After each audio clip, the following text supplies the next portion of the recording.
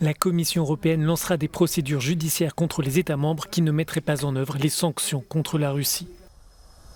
Moscou exige des 27 qu'ils payent leur gaz en roubles. Pour l'Union, cette demande constitue une violation des mesures prises contre la Banque centrale russe et une remise en cause des contrats en cours. La Russie a suspendu mercredi ses livraisons à destination de la Pologne et de la Bulgarie car les deux pays refusent de répondre aux injonctions russes. En revanche, la Hongrie ouvre une brèche dans le front européen. Les autorités suggèrent qu'elles sont prêtes à payer leurs factures en roubles.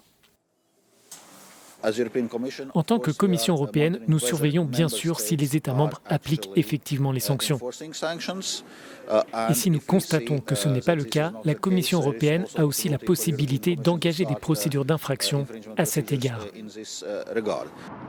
La suspension des livraisons de gaz russe vers deux États membres a surpris, mais ne constitue pas pour autant un choc.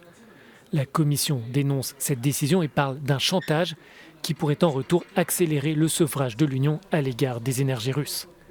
Les 27 cherchent désormais à revoir leur stratégie d'approvisionnement.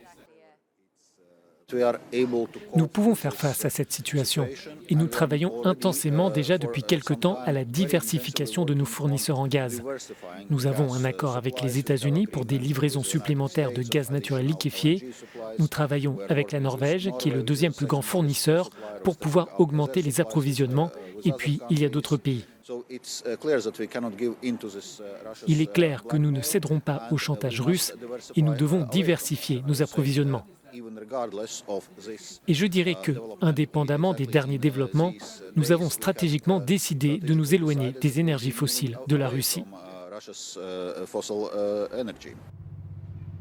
La Commission propose aussi de suspendre pendant 1 an les droits d'importation sur tous les biens exportés par l'Ukraine vers le marché européen afin de soutenir l'économie ukrainienne.